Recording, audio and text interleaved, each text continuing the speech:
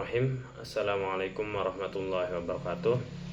Perkenalkan, nama saya Ahmad Zuhri Rosyidi. Saya adalah dosen tetap program studi pendidikan bahasa Inggris di Institut Pendidikan Nusantara Global. Saya menjadi dosen tetap di kampus ini sejak tahun 2020 dan telah mengajarkan beberapa mata kuliah inti, diantaranya Structure 2, Reading 1, Language Testing, Public Speaking, English Morphology, Phonetic and Phonology, dan Listening. Pada video pembelajaran kali ini saya mengambil mata kuliah Structure 2 karena saya anggap paling relevan dengan apa yang saya ajarkan pada semester ini. Mata kuliah ini membahas tentang dasar grammatical dalam bahasa Inggris, meliputi part of speech dan tenses. Hal ini bertujuan supaya mahasiswa mampu memahami konsep dasar dalam bahasa Inggris serta dapat mengaplikasikannya secara benar. Proses perkuliahan pada video kali ini menggunakan media pembelajaran LCD dan menggunakan metode diskusi kelompok. Hal ini bertujuan untuk memudahkan siswa untuk memahami materi yang akan disampaikan oleh dosen. Untuk lebih jelasnya, berikut adalah proses pembelajarannya. Selamat menyaksikan.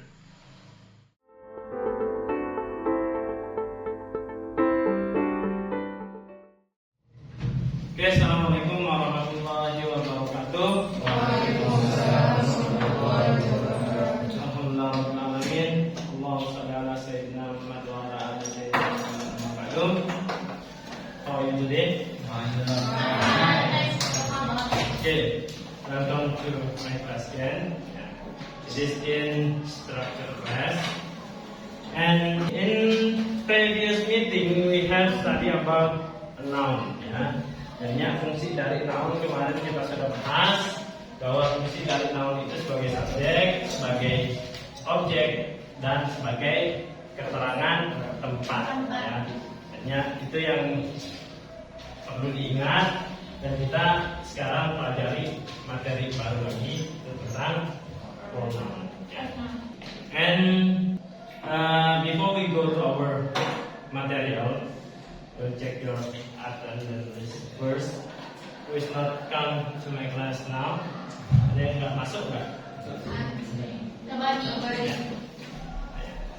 Nanti Captain lapor ke saya ya terkait dengan yang nggak ada. Okay,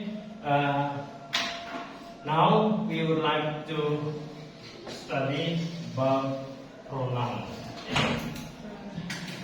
Okay, ada yang pernah dengar tentang pronoun? Ada? Kata ganti ya.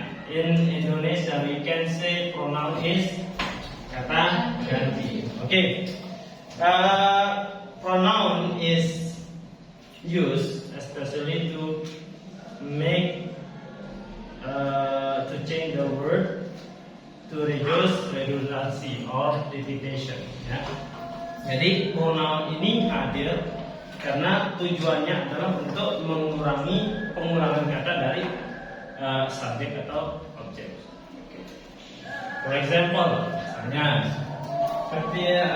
in English we have sentences. I have a book. Saya punya buku.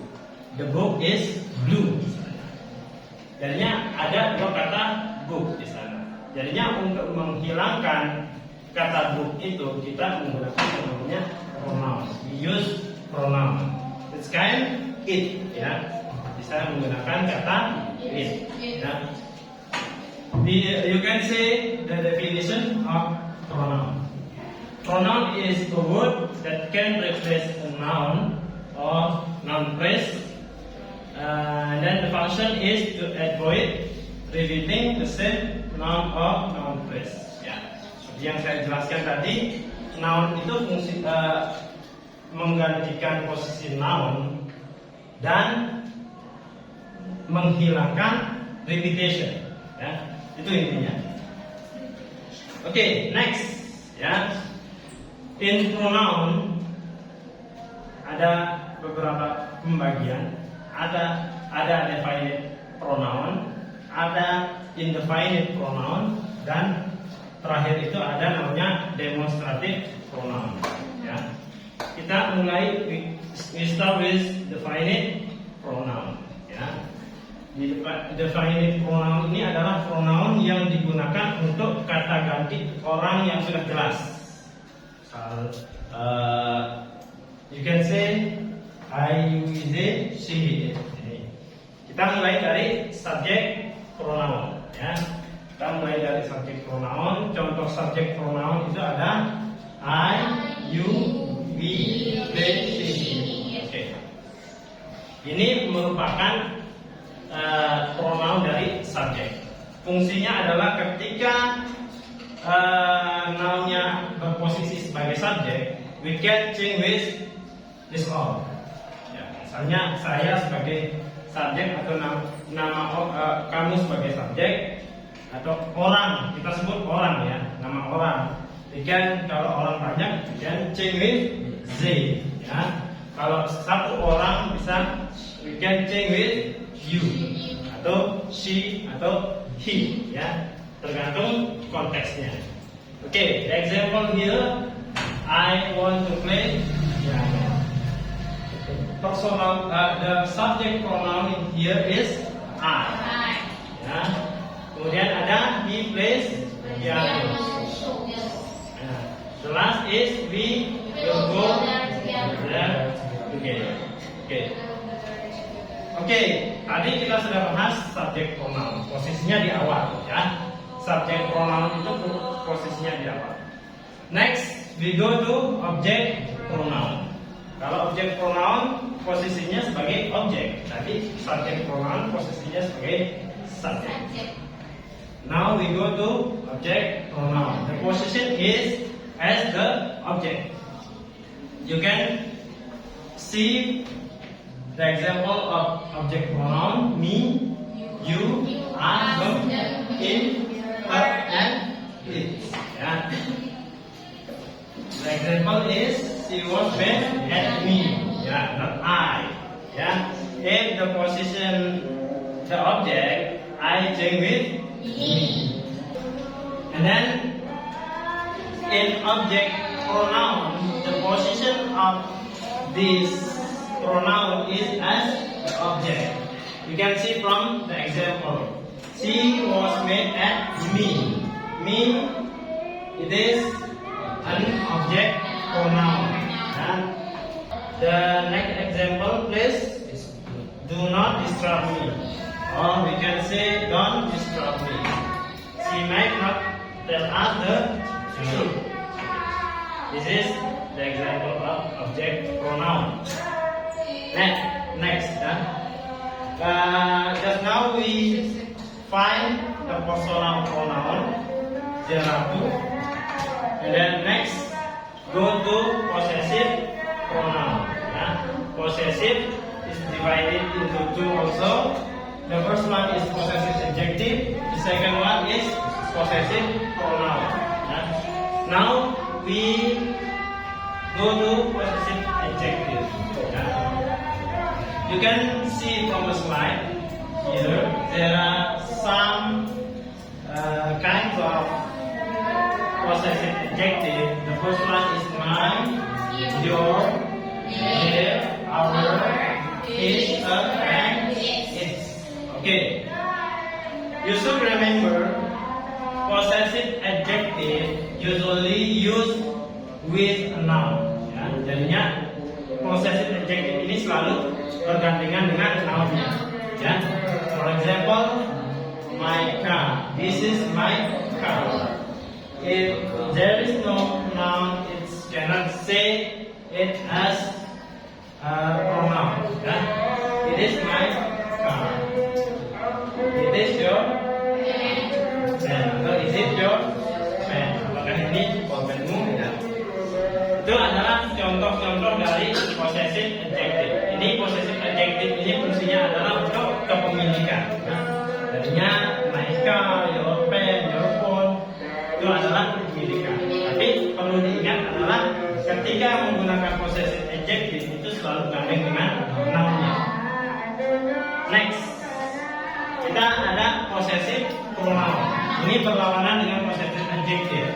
Kalau possessive adjective tadi selalu bergandengan dengan noun-nya. Kalau possessive pronoun itu selalu bisa berdiri sendiri. This book is yours. Ya, jadinya posisinya sebagai objek itu berdiri sendiri. My, yours, theirs, our, hers, his, dan its. Ini bisa berdiri sendiri sebagai objek. Tapi kalau possessive pronoun itu tidak bisa berdiri sendiri, harus diambil dengan noun-nya.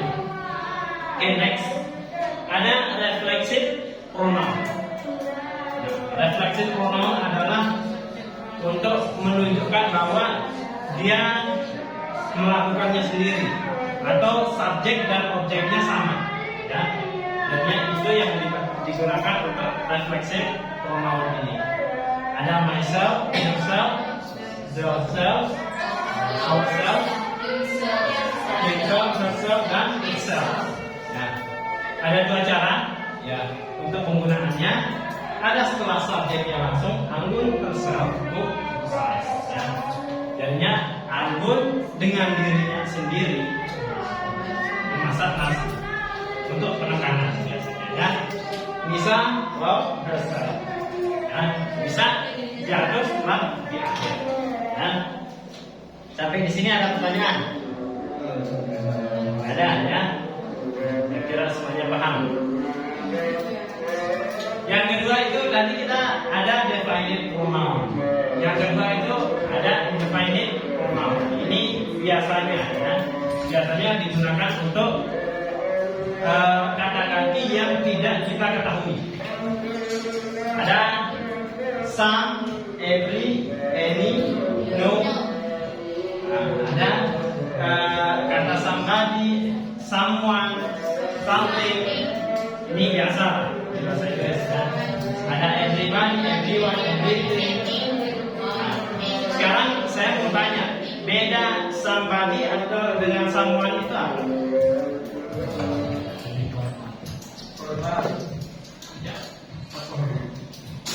Jadinya perbedaan somebody dengan someone itu adalah someone lebih formal ketimbang somebody. Somebody biasanya digunakan di speaking, someone itu di writing. Ya. Begitu juga everybody, everyone. Nah, sama, ya. Body dengan one, penambahan one di akhir itu lebih formal yang menggunakan one. Someone, everyone, anyone, no one. Ya. Oke. Ada kita temukan satu, ada some. Ya. Some itu digunakan pada kalimat positif saja.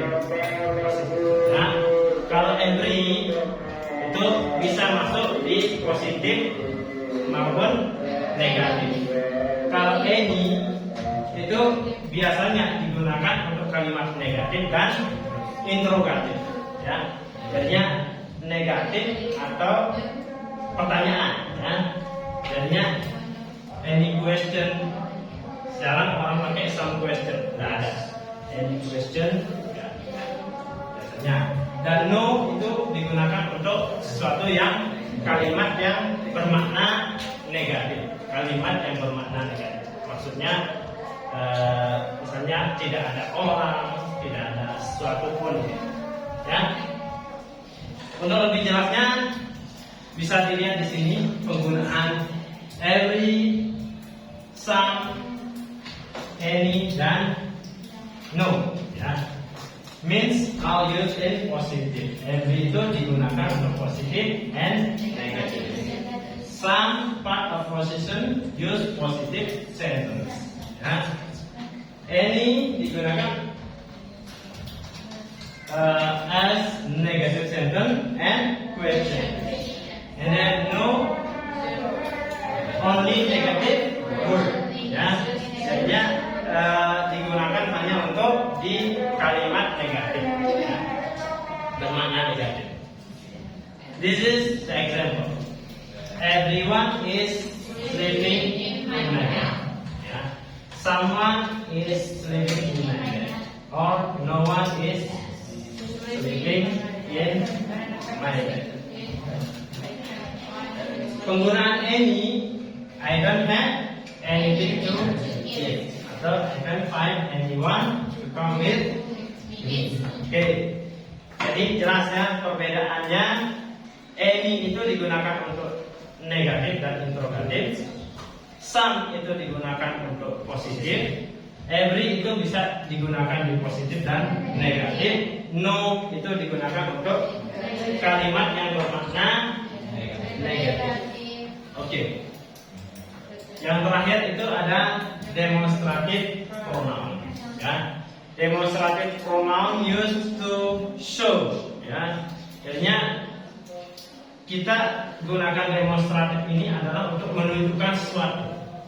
Ada kata this, ada kata this, that, those, ya. Jadi ada perbedaan, ya. Jadinya ketika menggunakan this itu untuk singular yang berarti ini, tapi untuk objek yang dekat, ya. This is a pen, misalnya. Kalau menggunakan that itu untuk yang jauh, ya. That is my book, ya. Tapi untuk tunggal. Kemudian untuk ada kata this, ya. This ini untuk ini tapi banyak. Misalnya kamu punya 3 atau 4 pen. This pen, ya. Nah, atau this is my pen, misalnya. Ada kata those, ya. Those itu untuk yang jauh tapi banyak, ya. Oke. Saya kira sekian penjelasan dari saya. Ada pertanyaan terkait dengan pronoun? Ada, ya. Oke, sudah. Ini tugasnya. Ya. Oke, saya bikin grup jadi 4, ya. Silakan bikin grup jadi 4. Kemudian nanti kerjakan bersama kelompoknya, ya.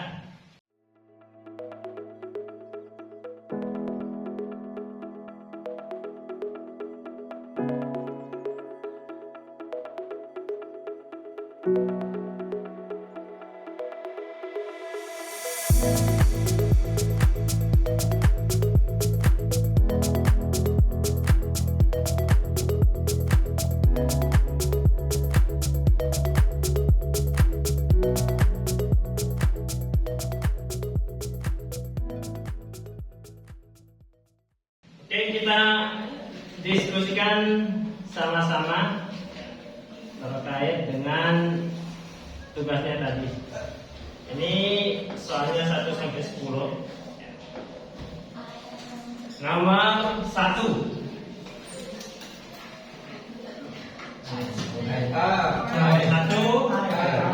I, ya, karena ada M. Ini sebagai subjek pronoun. Nomor 2.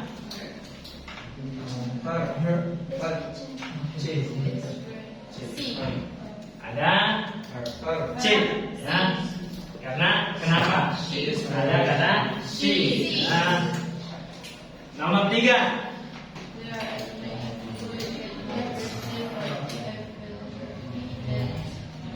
D. Ada kata D.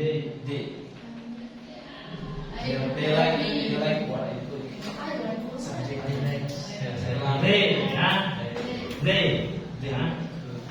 Ada D, ya. Nomor 4. I forgot to prepare for teaching this morning.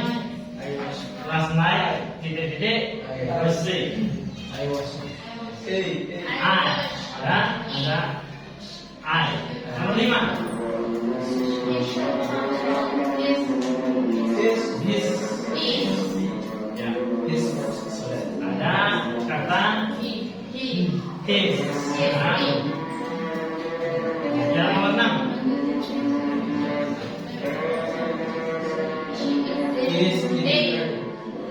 Ada kata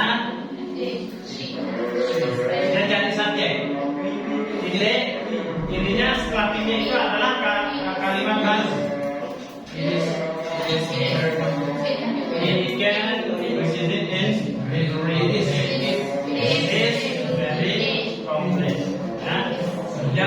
you. Ada kata you. Nah, nomor 8. Would you have me? Would you have me? You. Would you have me, please? Oke, ada kata you. Nah, nomor 9.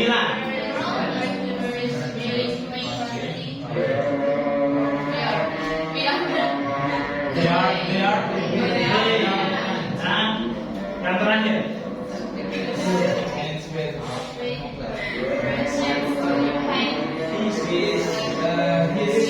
His girlfriend. Ada kata his. Nah. Oke, saya anggap kalian paham semua. Dan thank you for this time. And in the next meeting we will discuss about new material.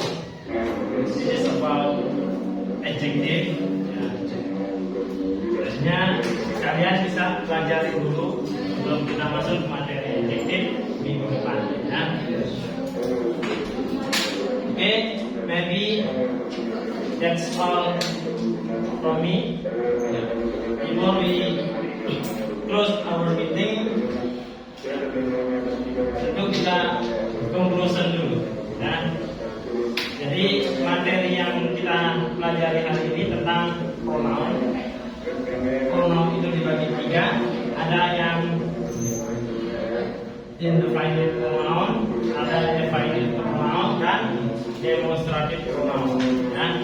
Indefinite pronoun itu adalah pronoun yang digunakan untuk kata ganti yang sudah jelas. Indefinite pronoun itu digunakan untuk kata ganti yang belum jelas subjek objeknya. Demonstrative pronoun itu digunakan untuk kata tujuh. Ya. Perlu diingat dan jenis-jenisnya kalian sudah pelajari lagi di rumah. Mungkin sekian dari saya untuk pertemuan kali ini.